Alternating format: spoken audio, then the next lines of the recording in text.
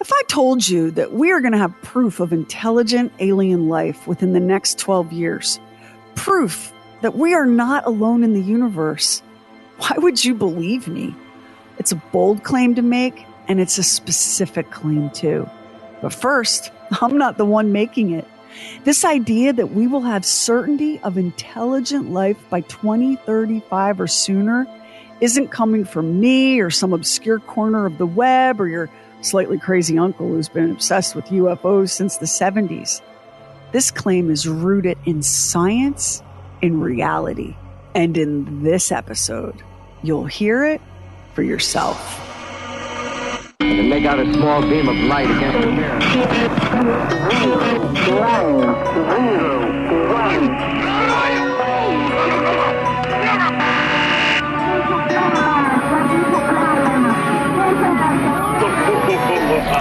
Truly weird stuff. Oh, the news cycle is exhausting. More and more people are telling me they've stopped watching. It's so depressing, so divisive, so overwhelming. I get it. But if you've been following a strict news diet, you might have missed what feels like some of the wildest stories of our lifetime. Stories like Air Force officer and former U.S. intelligence officer David Grush blowing the whistle on what he describes as the federal government's top secret UFO retrieval program. We're definitely not alone. Absolutely, the data points empirically that we're not alone, yeah. Well, naturally, when you recover something that's either landed or crashed, sometimes you encounter dead pilots. And believe it or not, as fantastical as that sounds, it's true. And then there's the news coming from Harvard's Galileo project, which sent an expedition team to the Pacific Ocean to trawl for evidence of a crashed interstellar object.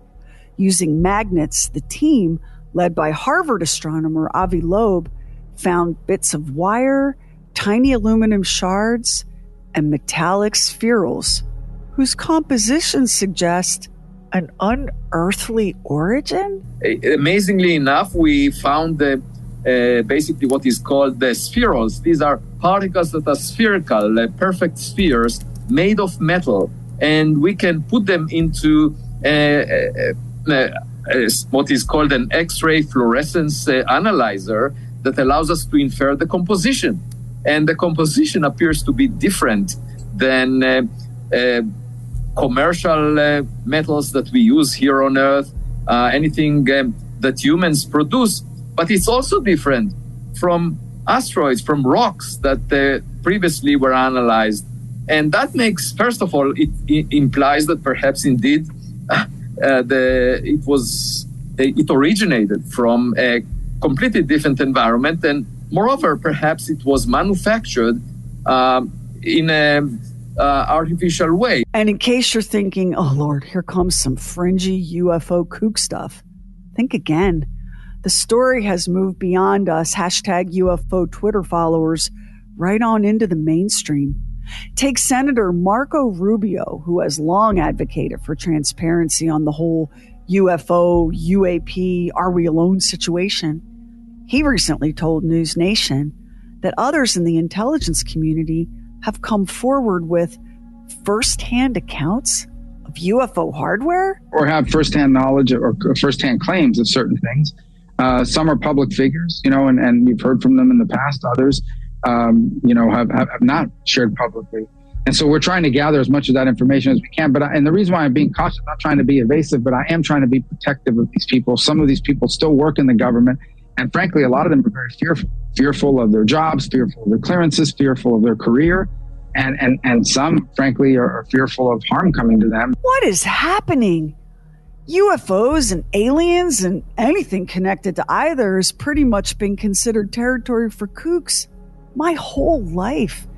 And now suddenly it's in the real news? It's exciting and surprising. And if we're honest, a little bit unsettling, even for those of us who have always believed and hoped for real disclosure. The universe is so incomprehensibly vast and ancient. On the one hand, who the heck wants to be alone in all of that? On the other hand, an intelligent race capable of interstellar travel could probably annihilate us without even having to land their craft. There's some wild speculation out there about this subject, but there's also some very real science. I'm living at a time when you can answer a question that's truly profound. You know, is there anybody else out there?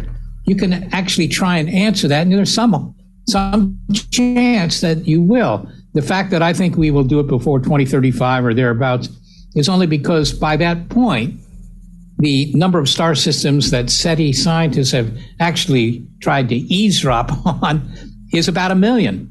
And it just seems to me intuitively, but nothing more than that, that if you look at 1 million star systems, you have at least a decent chance of looking in the direction of somebody else's society. That's Dr. Seth Shostak. He's the senior astronomer for the SETI Institute. SETI as in Search for Extraterrestrial Intelligence. We had a chance to talk with Dr. Shostak about the work of SETI and about his own views based on his decades of research and study on what is or isn't out there.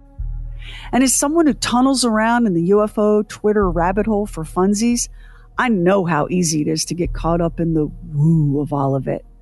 Non-human intelligence, dimensional entities, secret government deals with those hidden reptilian overlords.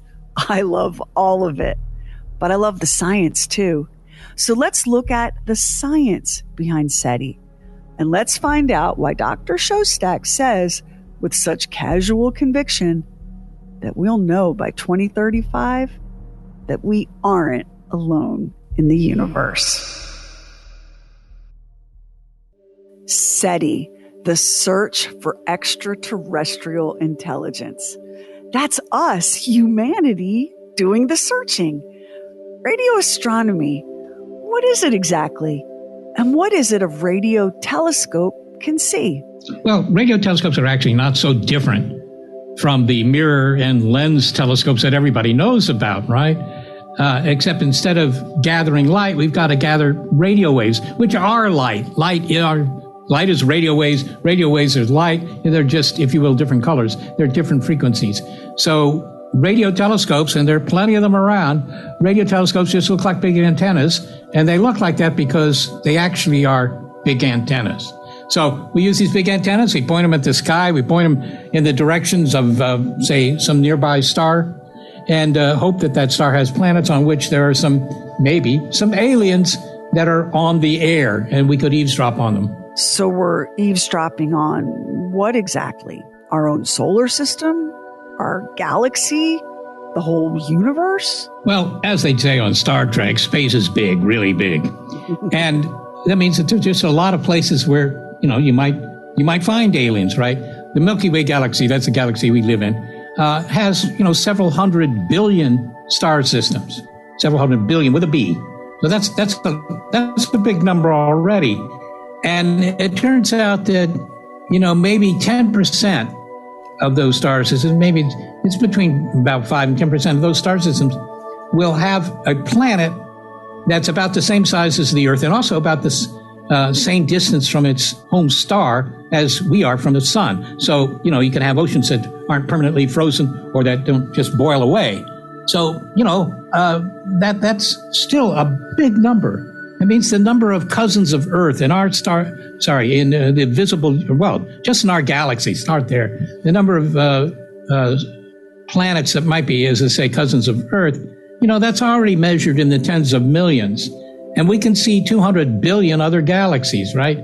So there's just all this real estate, and it would be hard to convince me that with that much real estate, that it's all sterile except for the Earth. This is the only place where anything interesting is happening. I've never been accused of being a mathematician, but it's hard to look at numbers like that and not think the odds are astronomically against Earth and humanity being some kind of miraculous one-off. Yeah, I think that's fair to say. I mean, if that's true, then Earth is a miracle. Now, there are plenty of people who like to think that Earth is a miracle, They like to think of themselves as being some sort of miracle. That could be. You can't rule it out as long as you haven't found anybody else, right? So it is a possible interpretation of the situation today to say that, life is tough to get started, or life is, very fragile, or, whatever. It's a hard thing to do. And consequently, yes, we have it here. Otherwise, we wouldn't be having this conversation. But you're not going to find it anywhere else. You can say that. And people can argue against that, as you have just done, by saying, yeah, but that makes us maybe too special. And if you think you're special, normally in science, you're wrong. So, that's all we can say at this point, though. A big part of the reason we wanted to have this conversation with Dr. Shostak is that for us, anyway, it seems utterly horrifying and Twilight Zone-y for humanity to be all alone in the universe. All alone, rocketing through the void, our brief existence, nothing more than a blink. To be swallowed whole in such an unspeakable, unfathomable loneliness.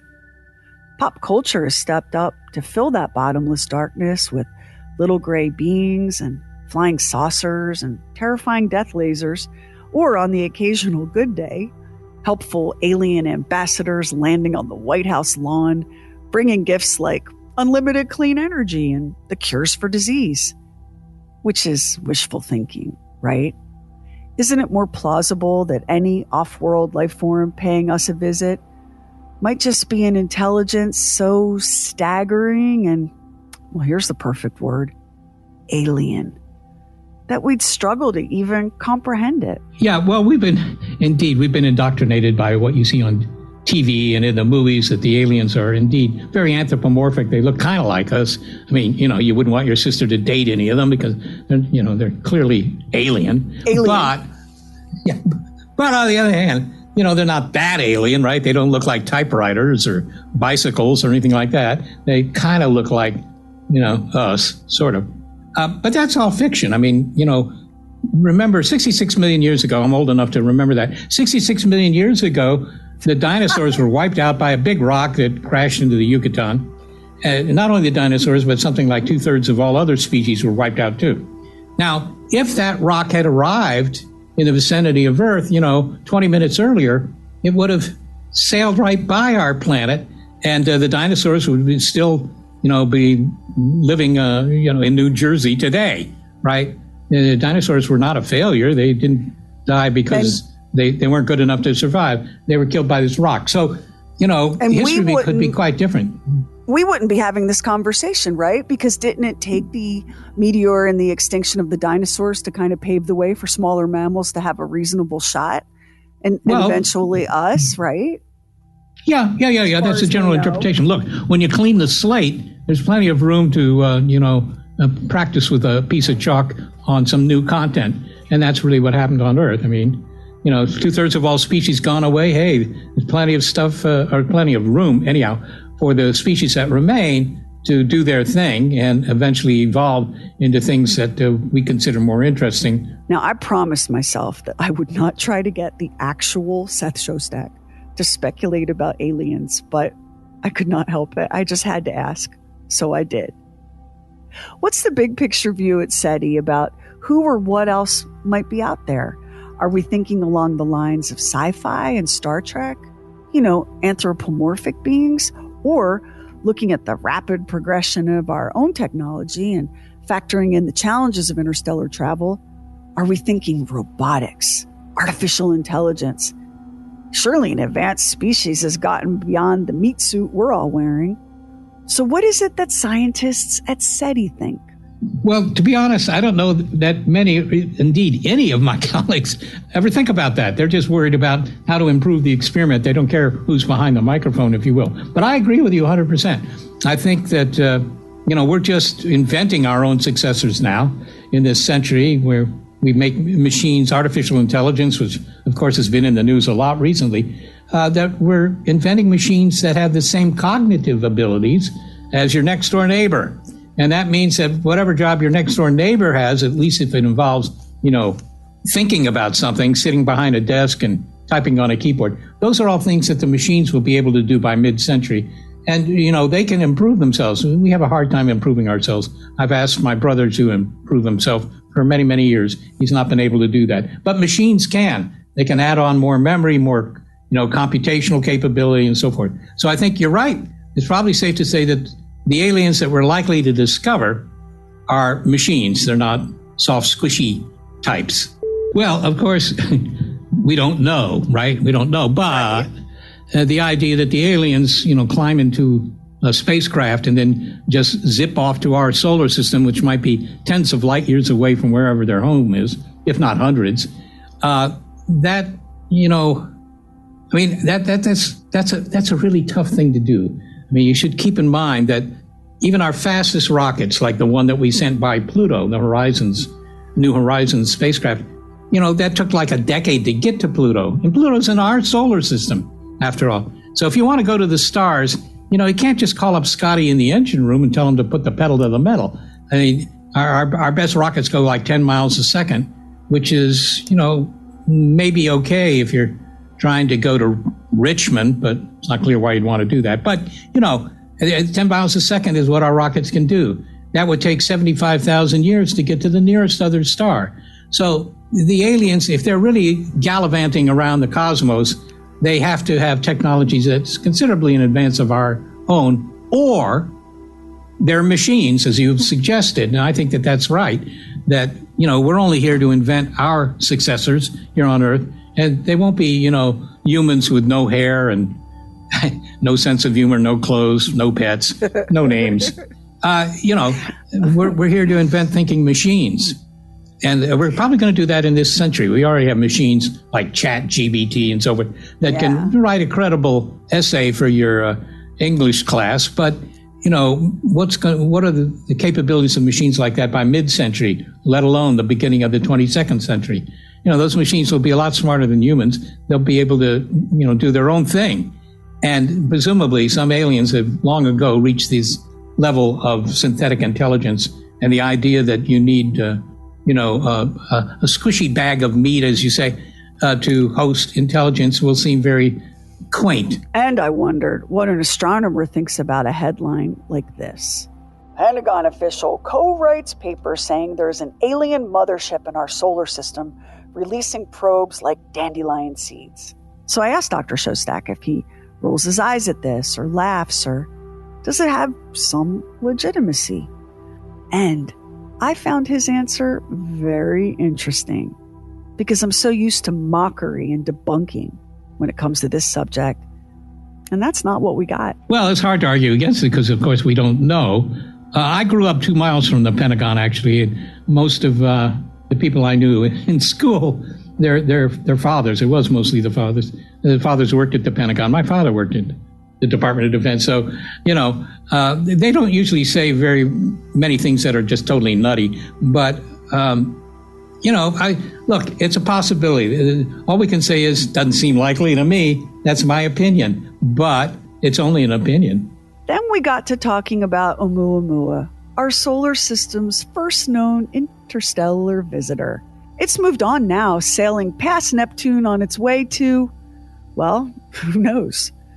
Oumuamua was a strange thing, about 300 feet long, kind of cigar-shaped, lacking the distinctive dust tail of a comet, and smaller than one, too, more asteroid-sized. The Harvard astronomer Avi Loeb suggested that Oumuamua could be an alien probe, which got everyone's attention for a solid minute, until the next shiny object hit the news and our short attention spans went chasing after a fresh bone. I wondered if that sort of thing drove a scientist like Seth Shostak crazy. Well, to begin with, I think it's too late to worry about things driving me crazy because I've already been driven there. But in terms of whether Oumuamua should be, you should tell people, look, Oumuamua is likely just an asteroid or a piece of a planet just sailing around the sky, sailing around space that happened to blunder into our solar system. Now, I think that if you had to make a bet about whether that was true, you should bet, yes, it's probably true. But there is the possibility, as Avi Loeb says, that maybe it's actually a reconnaissance mission for the Klingons or something like that. the only way you could decide that is if you could get up close to it and see a row of portholes with little green faces staring out of them. That would be great, but it's too late for that. When we discovered Oumuamua, it was already on its way out of the solar system, has a trajectory kind of like a planet. We're not going to see it again. So, we will never know. However, if there's one probe, there's presumably more. So, we may get a chance to see Oumuamua's cousins, if you will, come into our solar system. There's no evidence that it was anything other than a rock. But on the other hand, the best pictures of Oumuamua, made with with telescopes, big telescopes, it shows it as a dot amongst the stars, right? That's what it looks like. And only by analyzing how the light from that thing varies over the course of a day do we know that it's probably a tumbling rock. That also kind of mitigates, I think, against the idea that it's actually somebody else's rocket ship, because I think everybody on board would require big doses of Dramamine if that spacecraft kept tumbling the way Oumuamua apparently does. When it comes to the question of finding ET, there are so many theories floating around out there. Yeah, some of them are a little bit tinfoil hat territory, and some are a little bit of a reach. Some people say that the U.S. government has been hiding the truth for decades, that we are not alone. Now, you might hear that and go, this government could never pull off that kind of elaborate deception.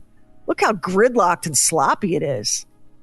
I don't know, but listen, have you ever dealt with FAFSA, the whole financial aid program for college? It's so diabolical and deliberately, willfully confusing and punitive that it makes me believe this government is capable of any sort of deceit and obfuscation you can name. Come to think of it, maybe the evil reptilian ETs are the ones controlling FAFSA. Anywho, I ran one conspiracy theory by Dr. Shostak, the one where people believe there are reams of radio telescope data sitting in a locked file cabinet somewhere, data proving the existence of aliens and their home addresses. So, those reams of data, does the government have it? They do not, no. No, it's a nice idea. I wish it were true, because at least then there would be continued financial support for using radio telescopes to search the skies. But in fact, all our funding is basically, when I say our, I mean the SETI Institute, all our funding for SETI, for looking for ET, it just comes from private donations. People who, send us a $20 bill or something like that. And you can say, well, that's really odd given that it's such an interesting topic. But, Talk to the next 10 people you meet on the streets and asking them where could they best spend their money if they're going to give it to some sort of science project or whatever. And they might mention looking for ET, but they probably would say, let's find a cure for cancer or something like that. It's hard to say, but it is an interesting topic. We're agreed on that. If you're someone who thinks, look, whether we're alone or not, the safest and best course of action is to not go looking for trouble. Let's just mind our business here in our little corner of the galaxy, because there's no way of knowing the intentions of any alien visitor. After all, our own bitter, bloody, violent, and tragic experience with colonization suggests we might want to dim the lights and pretend there's no one home here on Earth. But SETI is only listening. There are people engaged in the astronomy version of Horton Hears a Who. METI. METI was founded in 2015. It's based out of San Francisco, and it's in the nonprofit business of designing and transmitting interstellar messages. The late physicist Stephen Hawking didn't love the idea, and he had and has many who agree with his take. There are people who do indeed think it's a bad idea to transmit signals into space. Mind you, SETI doesn't transmit anything. We just listen. And there's no danger in listening, because obviously if there's at the other end, if you will, behind the microphone are the aliens. I mean, they don't know that you've tuned them in, right? So any more than the local DJs know that I've tuned them in, right? So, but there are people who think that, we ought to keep it that way. We ought to remain quiet, because there are people in San Francisco. There's something called METI, the Messaging Extraterrestrial Intelligences, and the guy who runs that, a fellow by the name of Doug Vakoch, he's all for transmitting, and he's already done some, where we transmit something into space to maybe wake the aliens up, or at least draw attention to the fact that we're here with radio technology. So if they want to send us anything, we're all ears. Stephen Hawking said, well, maybe you shouldn't do that because you don't know what's on the other end there. You don't know whether the aliens are friendly or otherwise. And if you transmit to them, all you've done is marked our planet, so they know where we are. And then they launch their interstellar battle wagons, come to Earth, and just flatten Los Angeles, which always seems to be, action Target number one. Yeah. Yes, that's Los Angeles. I lived in the Los Angeles area, and I don't disagree with that assessment. But on the other hand, there's still some good restaurants down there, so maybe they shouldn't do it. But there's no shutting us up in any case, no matter what Stephen Hawking might have said or anybody else. Right? We continue to transmit at high power levels things like radar signals, right? Television. I mean, it's not that the networks think that there's a lot of money to be made by sending their signals out into space to reach the aliens. It's just that, it happens anyhow. Of course, Earth is a noisy planet now, whether or not we intentionally signal. We are here! We are here! We are here! We are here! We are here! Come on! Everybody! We are here! We are here! We are here! It's like building the Great Wall of China, right? I mean, it had a function, but it had nothing to do with aliens. And in fact, the Great Wall of China, if you have a big enough telescope, you could probably see that from nearby space, right? But we do it anyhow because it's of interest to us. But we're such a noisy, there's no way, even if we shut the METI program down, we're such a noisy planet, right? I mean, I was just reading something about cell towers, radio towers, and there were all sorts of graphs and charts about how the signal travels and disperses. We can't make the planet quiet so nobody finds us. It's kind of too late for that, isn't it? I agree. Yeah, no, absolutely. And actually, cell towers aren't that powerful. What's really the signals that really make it into space, the ones that what signals you should make it? Yeah, it's the radar. It's mostly the radar because those are high-powered transmitters because they got to find an airplane that might be 100 miles away, right? They have to bounce enough energy off that airplane and then pick up the energy coming back, in order to find the airplane. So those are powerful transmitters, and they're usually mounted on antennas, which focus the transmissions. So those two things together mean that if you're in the beam of one of those transmissions, if you're in the wherever the antenna is pointed, you can probably find that signal. If you're an alien with a big set of antennas, you can probably find that from the distances of the nearby stars.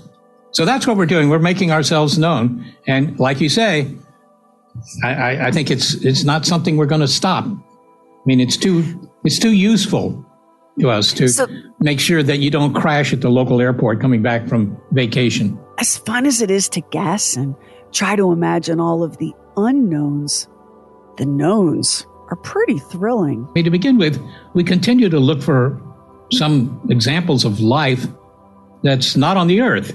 And the best candidate nearby is Mars. There are also a couple of moons of Jupiter and Saturn that might have spawned life. Actually, there's something like 7 worlds in our solar system other than Earth, which might have life or might have had life. Maybe Mars doesn't have life now, but it did, 3 or 4 billion years ago when there were oceans and things like that. But that's actually pretty exciting. I mean, you see these rovers, sort of slowly rolling across the sandy deserts of Mars, and picking up samples by drilling into rocks and stuff like that, all of which will be returned to Earth eventually with another mission. And, the drama there is kind of low key, unless you're one of the people that built the rover and you don't want it to fail in front of the cameras, if you will. But that's actually pretty interesting because we could only dream about that. When I was a kid, people would talk about Mars. There were still people who believed that there were canals on Mars. I mean, our knowledge of these places was very limited because we didn't have a space reconnaissance of these worlds. So that's actually very interesting. As I say, there's seven worlds which might have life. Even Pluto, are there Plutonians? Well, I don't think so, but it could be because underneath the ice that covers most of Pluto, there's a layer there where the water actually might be liquid. So there might be liquid water reservoirs even on Pluto, which otherwise no one seems to consider as a place for life. As I say, there are 7 places in our solar system where you could argue, because of the possible presence of liquid water, they might have life, but you probably need a microscope to see it. And how can you not be fascinated by the Mars rover and the Voyager probes? They're still in operation 46 years after launch, and they're now billions of miles from home. Yeah, humans might be a miracle, but the Voyager probes are kind of miraculous too, aren't they? I'll just pull out my miracle meter here and we'll give it a shot.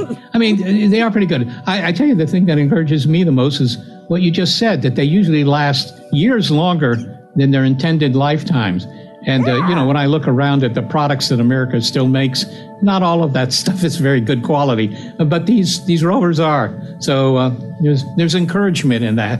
The internet and social media have thoroughly fractured the way we consume news. The days of gathering around the TV to hear some broadcast eminence like Walter Cronkite present the news of the day to a collective audience, that's gone.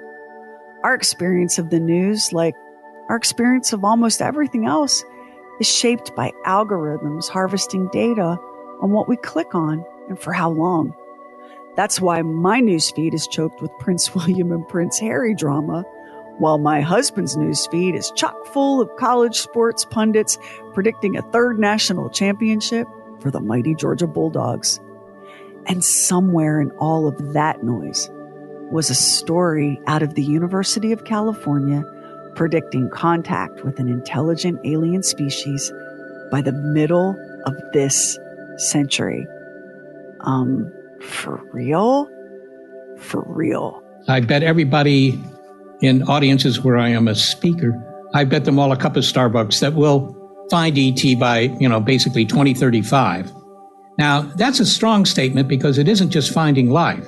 We might find evidence for life, either extant or extinct, on Mars, but it would be microbial life. It wasn't around long enough. Mars went bad so quickly that there wasn't enough time for very primitive life to evolve into things that, you could see with your eye without the microscope.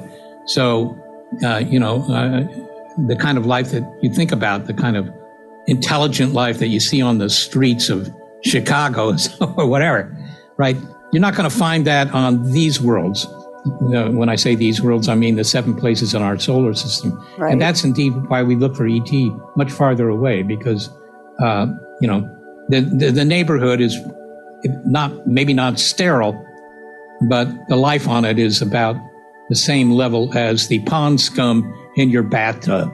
Okay, again, you are predicting that by 2035, in 12 years or less, humanity will find alien life with more on the ball than pond scum. Yes, I say that. And why do I say that? I mean, it isn't just to provoke the audiences, although that's why I said it the first time. The audience looked like it was falling asleep, so I tried to wake them up. I was saying, I bet you all a cup of coffee will find ET by 2035.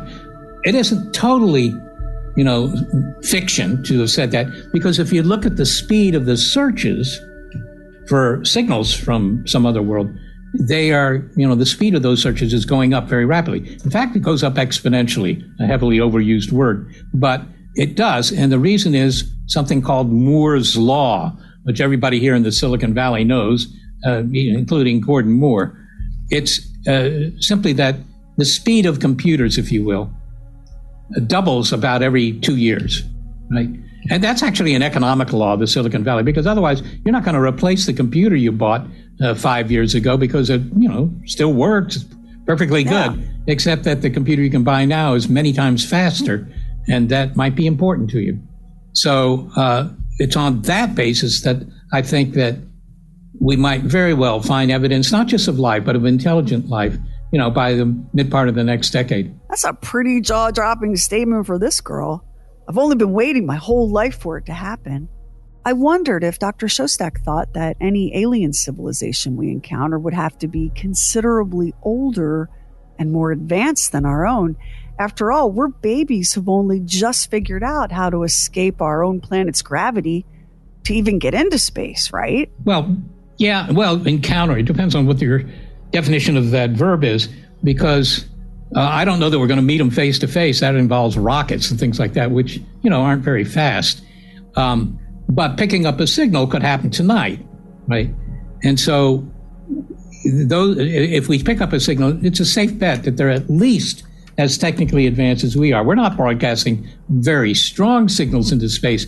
And if we pick up something from them, it's because their signal is either targeted at us because they know we're here because they've got big telescopes that show our freeway interchanges or something like that. Or, it's because we have better equipment, which we don't have, but we will have by the mid-2030s. So that's why I made this bet, aside from, just trying to wake up an audience. And I know this is speculative, but I wonder what Shostak's view is on how humanity might receive the news that we are not alone in the universe. Yeah, there are people who have said that, the government would have to cover up such a discovery because, essentially the public couldn't handle the news. They'd start rioting in the streets if they heard on their hourly news broadcast that we'd pick up a signal coming from some other society here in the Milky Way. I don't think that's the case. As you suggested, they probably say, well, that's interesting, and then turn to the sports news because they have been so acculturated to this idea after 50 years of sci-fi, both on TV and in books and, movies and so forth, to think that there are aliens out there. 80% of Americans think it's quite reasonable that there are aliens out there. That won't surprise them. So unless they feel there's some sort of threat, I don't think that they're going to, stop doing the daily crosswords or, annoying their spouse or whatever. It's something that it's already been pre-cooked, if you will, that there's likely to be life out there, and some of it will have evolved to intelligence. That seems to be what the public feels about it already. Which makes you wonder, all these decades of flying saucer sightings and the Roswell crash, Project Blue Book, J. Allen Hynek, even the crew on Ancient Aliens, it's all sort of worked together in a way to lay the groundwork for discovery and disclosure, hasn't it? Yeah, no, I think that's absolutely true. The aliens that they would meet on Star Trek, were guys with, they just look like, that neighbor down the street there who's kind of old and doesn't actually make much sense when he talks and never tells a joke. That's kind of what we think about the aliens, but that's just our own culture. So remember, SETI is listening for alien signals, right? Not transmitting messages, not hiding crashed UFOs. I was curious if it makes Dr. Shostak a little bit crazy that the narrative around ET has for a very long time been, never mind us finding them, they found us a long time ago and have kept us under surveillance with the help of very hidden special access programs buried under layers of secrecy by U.S. defense and intelligence, along with certain private aerospace companies. Well, it doesn't make me crazy. It's too late for that. But I will say that I don't think any of that is true, right? Look, if we had found evidence that, the aliens actually came, who knows, 100 light years across the galaxy to visit us, and then 100 feet over the dry landscape north of Roswell, New Mexico, make a navigation error and plunge into the dirt. If that were true, it doesn't speak well of intelligent life, does it? No, they weren't very clever. But, I don't think any amount of cover-up would have kept it from the public. And after all, finding that debris wasn't kept quiet for any more than 48 hours before it was a front-page story on the Roswell Daily Record, the local newspaper. So I don't think you could keep that quiet. And remember, if the aliens are really visiting Earth, if their saucers are flying around, to begin with, the FAA is going to have something to say about that because, you don't want to take out United Flight 214 with a crash with an alien presence.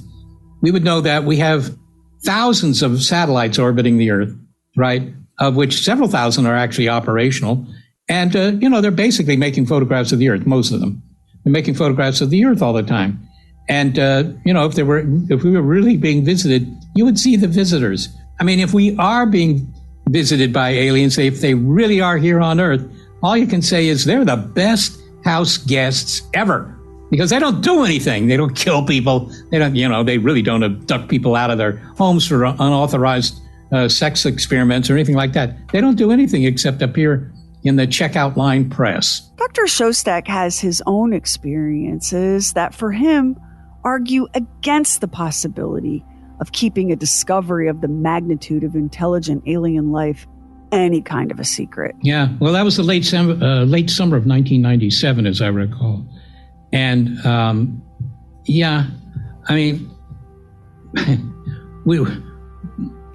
we had picked up a signal that looked like it might be the real deal. And, I kept waiting for the phone to ring, thinking maybe somebody at the Pentagon will call us up. That didn't happen. I kept waiting for some other scientists to call up. Remember, there was no secrecy. I mean, the boss here has never said, you guys got to be quiet. If we pick up a signal, you got to keep that under wraps. Nope. You wouldn't keep it under wraps. It would really help your funding situation if you could announce that you'd found a signal from ET. But in any case, in 1997, I remember not going to sleep all night, and because we thought maybe we had found something. And at 9 o'clock in the morning, the object we were looking at had set. We had to wait another 10 or 12 hours before we could see it again. The phone at my desk finally woke me up, and it was one of the science reporters from the New York Times, and he already knew about it, right? And so, but how? There's no secrecy, as I say. And I simply told him, I said, look, I don't think it's anything real, but we'll know more in 3 hours when we can look at it again or whatever. And he said, okay, call me back. And I did, when we decided that it wasn't ET, it was just a European research satellite whose signals that from the onboard transmitter were coming back to Earth, to show us pictures of whatever that thing was looking at. So it wasn't ET, it was just engineers in Pasadena, California. Still, can you imagine what that moment was like for him back in 1997? To think, is this it? Have we found ET? I remember quite well. I made a couple of photos, and I brought my camera down to the Institute, and I just took pictures, but they're not very interesting. You just see people sitting behind computer monitors looking at what information was coming back. But it was thrilling, except it was also disturbing, because I thought, God, I got these dinners next week, and I planned to meet this person for lunch, and so all of that would have to be changed if it really was ET on the line. So it was kind of a mixed bag for me, but it certainly showed to me, anyhow, what would likely happen if our antennas were to pick up a signal. And that is, there'd be a lot of excitement. We would call up people at other observatories around the world and say, you look at this position on the sky and see if you see anything, because, it could be just a Stanford undergraduate prank that we found a signal. You have to rule all that out. But all of that would happen, and within less than a week, we would know for sure that it was truly a signal coming from deep space. We could do that just using the techniques of conventional astronomy. And that would be, of course, a game changer, because, at least for us, we would finally have, discovered something. Aliens or not, looking at where we are today as a species, at our world, are you a person who's hopeful about the future and the direction we seem to be heading in? Yeah, I think I am, actually. But I find that with many people, particularly millennials, it seems, they have this apocalyptic view of the future of humanity. We're going to kill ourselves, and we're wrecking the planet and so forth and so on. That isn't to say that there aren't problems. Of course there are, right? They're chopping down the Amazon and so forth and so on. That's not a good thing. But there's nothing that we can't fix. And particularly in the United States, it seems to be the case that we fix things when they get to crisis proportion. Before that, we're kind of apathetic. But when things really become a serious threat, you can just look at the history of the country. When something becomes a serious threat, whether it's, Germany and Japan during the Second World War or whatever, the United States gets its act together and does something. Now, I think you can extend that to humanity in general. We'll confront something when the situation has gone code red, if you will. Who was it that just said something about code red? Okay. And, as a consequence, I'm very optimistic. I think, yes, we could wipe ourselves out. But actually, if you do the numbers, and I did them once on the back of a napkin, waiting for my lunch once, it's very hard to get rid of all humans. I mean, that might be an appealing project for you this weekend, but it's hard, right? You can have a pandemic that's, more virulent than COVID and kills 99% of the people. Yeah, that's going to be bad news for a lot of people, but you're not going to get rid of humans that way. You can let loose all 14,000, whatever the number is, nuclear weapons that are stockpiled around the world. Just let them fly and aim them at all the big cities of the world. Again, not a great day, but you can't get rid of all humans that way. I figured there was no way you could get rid of more than about a third of humanity. That would be, the worst day ever, of course. But there's still Homo sapiens coming out the other end. It's quite hard for us to destroy everything about our culture, or for that matter, ourselves. As someone who stays good and freaked out by reality, I remember taking a little comfort from something Shostak said about 10 years or so ago in a TEDx talk. We're just another duck in a row. We're not the only kids on the block. And I think that that's philosophically a very profound thing to learn. We're not a miracle, okay? The third thing that it might tell you is somewhat vague, but I think interesting and important. And that is, if you find a signal coming from a more advanced society, because they will be, that will tell you something about our own possibilities, that we're not inevitably doomed to self-destruction. Because they survived their technology, we could do it too. That alone would be really hopeful, wouldn't it? You need to know, right, not just that there's another society that survived, but you need to know, what fraction of societies reach that point, or do 99.9999% of them self-destruct? And of course, you don't see those guys. You only see the very tiny percentage that have survived. I mean, there's that possibility. When you only have one other example, it's very hard to say very much statistically. But I still would consider, as you have postulated here, I would consider it good news to find that some intelligent species has managed to survive their own technology and, make it into a brighter, friendlier future. I'm beside myself with excitement that this discovery could happen in my lifetime. Surely everyone involved with SETI must feel the same. Well, I'm with you. I agree. I think that all the things happening here on planet Earth these days, this is one of the more exciting endeavors. I mean, the idea of making a big discovery that we share the universe with other thinking beings, that would be really interesting. It wouldn't change your daily life. Your boss wouldn't become any more likable or anything like that. But on the other hand, you would know something really important. You would know something that sort of defines your place in the cosmos. And, we have religion that tries to do that now. But if SETI were to find a signal, that would have, an effect comparable to religion. There you have it. And like Dr. Shostak pointed out, even this enormous paradigm-altering discovery may not make all that huge an impact on your day-to-day.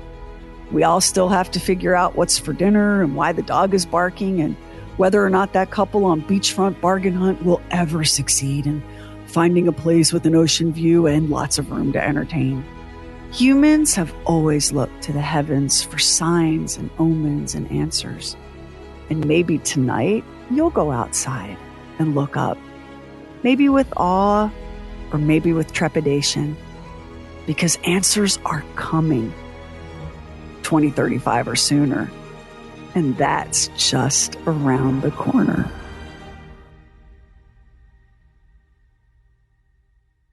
As Dr. Shostak mentioned, the SETI Institute is funded entirely by private donations. You can join the mission right now, kick in a few bucks at SETI.org. That's SETI.org. Next time on True Weird Stuff, a cheating minister, a lovesick choir singer, a ghostly haunting on a lonely stretch of highway, and the notorious double homicide that created the template for every courtroom trial circus we see today. And if you listen to us on Apple Podcasts, hit the plus button in the top right corner. Now it helps an independent podcast like ours to get discovered. And we really appreciate it if you subscribe, rate, and review True Weird Stuff. Hit our website, trueweirdstuff.com, for show notes and photos and videos when we have it, and bonus content. Everything True Weird is waiting for you at trueweirdstuff.com. And follow True Weird Stuff on Instagram and Twitter. True Weird Stuff is a Now Media production. Our executive producer is Anthony Garcia. The show is written and hosted by me, Sherry Lynch, along with my deeply weird director, Max Sweeten. Our equally odd producer is Carrie Bowser. Additional production by the mysterious Stephen Call. Our digital witch and social media cult leader is Heather Furr. Original graphics by Kevin Nash. Original artworks by Olivia Axlin. True Weird original music composed and performed by Jack Griffin and Zane Nash. Copyright 2023 Now Media. All rights reserved. All wrongs remembered. I cannot say this, Max.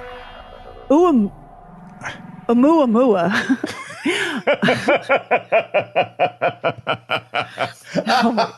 I struggle with this one.